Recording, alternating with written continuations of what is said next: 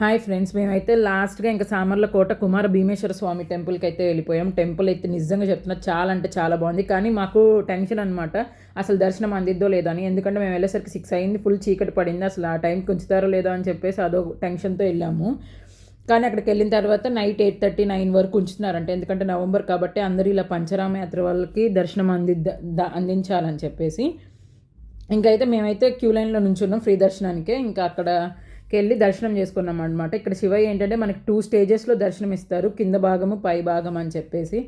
కానీ చాళుక్యుల కాలంలో కట్టారంట ఈ గుడి. కానీ ఇంత బాగుందంటే అంత బాగుంది. గుడి మొత్తం దీపాలు వెలిగిస్తూ ఉన్నారు, అట్లా ఎంత బాగుందంటే అంత బాగుంది. ఇక్కడ ఏంటి అని అంటే కోనేట్లో నీళ్లు తీసుకొచ్చి స్వయంగా శివలింగానికి అయితే అభిషేకం చేస్తున్నారు. ఫస్ట్ మాకు అర్థం కాలేదు, కానీ ఎవరైనా మొక్కుకుంటే కనుక అట్లా చేస్తారనమాట. ఇంకా మేము ఆ కోనేరును కూడా చూసుకొని ఇంకా తిరిగి అయితే బయటకు వచ్చేసాము.